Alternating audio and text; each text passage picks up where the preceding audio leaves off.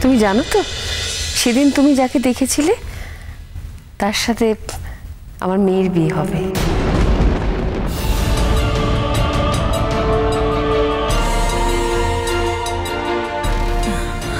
আমি সেরকমটাই অনুমান করেছিলাম, তাই আরো এলাম। তুমি কিছু মনে করো না ভাই। না না, মানুষের তো ভুল হতেই পারে, মনে করার কি আছে। তুমি আমাকে বাঁচালে। তো তা তোমার বরের বাড়ি কোথায়?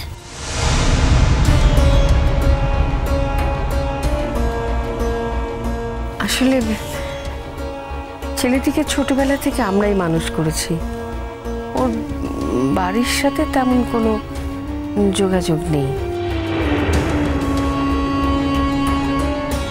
ও আমাদের কাছেই থাকে, অনেকদিন ধরেই ও আমার টুয়ার বাগদত্তা। মানে সেই ছোটবেলা থেকেই ঠিক ছিল বড় হলে ওদের বিয়ে হবে। এত ভুল হলো আমার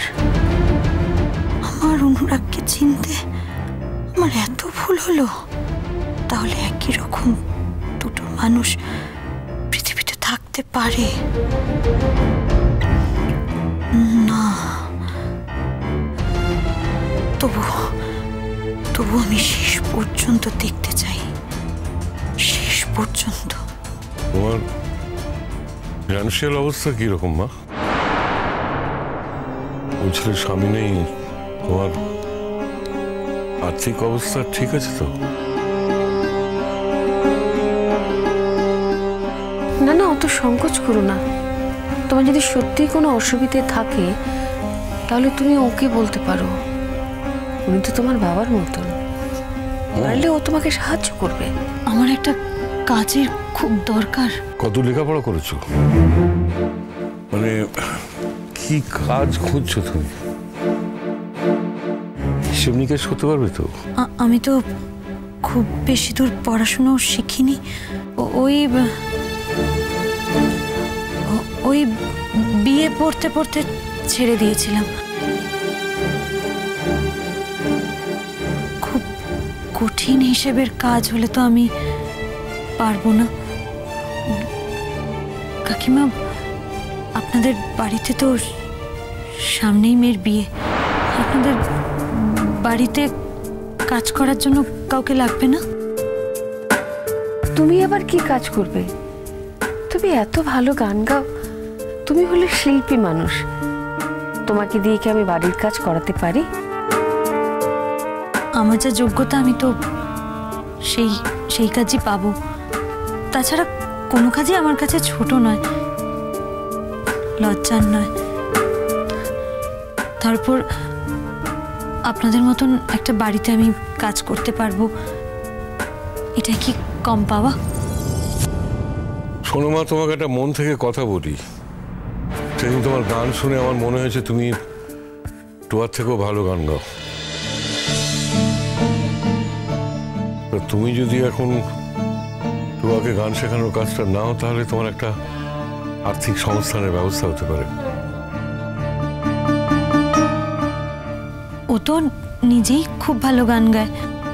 দেখুন, আমি বুঝতে পারছি আমার অবস্থার কথা শুনেই আপনি ওকে গান শেখানোর কথা বলছেন, আমাকে সাহায্য করতে চাইছেন। কিন্তু সত্যি কথা বলতে কি, গানের শিক্ষকতা করার মতন যোগ্যতা বা অধিকার কোনোটাই আমার নেই। তবুও যদি আমি ওকে গান শেখাতে আসি, আমি আপনার হাতে হাতে কাজও করে দিতে পারবো কাকিমা। আমি খারাপ মেয়ে নই, আপনি আমাকে রেখে দেখুন না, পছন্দ না হলে ছাড়িয়ে দেবেন। না না, ছি ছি, ও কি কথা বলছো? আচ্ছা টুয়া কি করি বলতো ওকে? না মানে ওর যদি আপত্তি না থাকে তাহলে আবার আমার কিসের আপত্তি? ও যদি আমাদের বাড়িতে এসে কাজকর্ম করতে চায় তাহলে করতেই পারে। আর আমারও তো সারাদিন বিক্রমের সাথেই কেটে যায়। সত্যি তো, আমি তো তোমার কোনো হেল্পও করতে পারি না। সামনেই আমাদের বিয়ে, কত রকমের কাজ। কিছুদিন যদি ও আমাদের হেল্প করেই দেয় তাহলে তো ভালোই হয়। তুমি খুবই দয়ালু, তোমার ঋণ আমি কোনোদিন শোধ করতে পারবো না। আমি কি তাহলে কাল থেকেই আসবো? হ্যাঁ, তা আসতে পারো। আচ্ছা, আজ তাহলে আসি। পূর্ণিমা,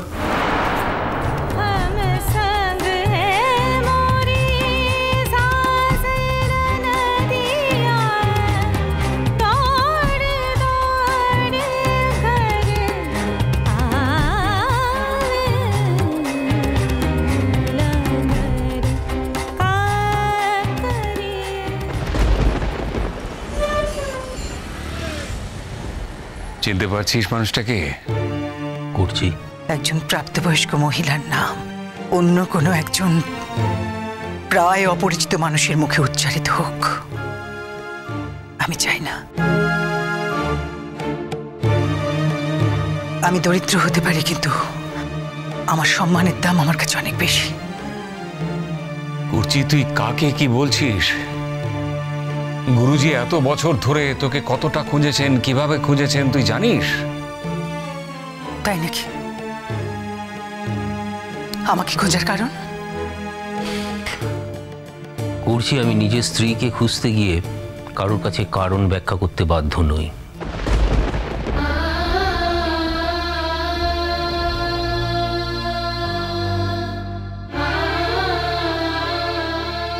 করছি তোমার সম্মান কি তোমার স্বামীর পরিচয়ের থেকেও তোমার কাছে বেশি দামি? সেটা যদি হয়ে থাকে তাহলে আমার তাতে কোনো আপত্তি নেই, কিন্তু সত্যি কথাটা আমাকে তোমার বলতেই হবে। কোন সত্যি? কোন সত্যির কথা আপনি বলছেন উস্তাদ রশিদ আলী? সত্যির আবার কোনো রকম ফের হয় বুঝি? হয় হয়, এমনকি আপনি নিজের জীবন দিয়েও তা প্রমাণ পাবেন। ভালো কথা। আচ্ছা, আপনি যে আমাকে এতদিন ধরে খুঁজে বেরিয়েছেন, আপনার বর্তমান স্ত্রী সে কথা জানেন? তিনি কি জানেন যে তাকে বিয়ে করার আগেও আপনি অন্য কোনো একজনের সঙ্গে বিবাহ বন্ধনে যুক্ত ছিলেন?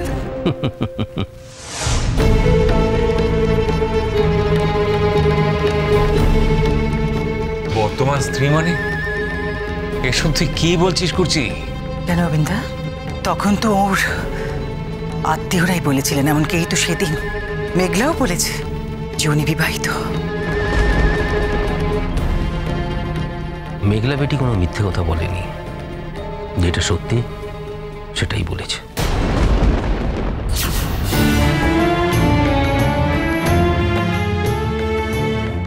তার মানে গুরুজি বিয়ে করেছেন, আবার এদিকে ম্যামকেও স্ত্রী বলে দাবি করছেন।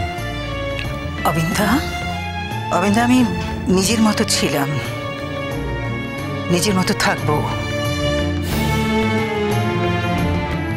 কারো সহানুভূতির আমার দরকার নেই অবিন্দা।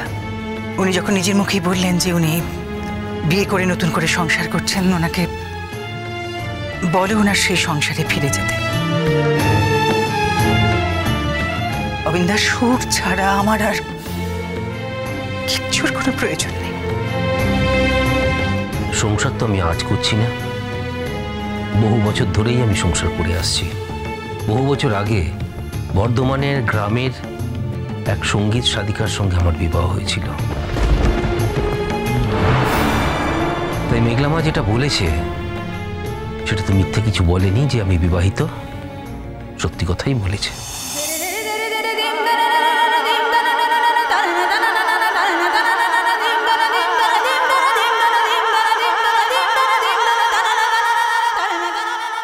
এই ব্যাপার? অথচ অথচ আমার ম্যাম শুধু শুধু মানুষটাকে ভুল বুঝে এবার এতদিনে বোধহয় আমার ম্যাম ঠিক হয়ে যাবে। সঙ্গীত সমাজ আরো একজন সঙ্গীত সাধিকাকে পেয়ে সমৃদ্ধ হবে। নদী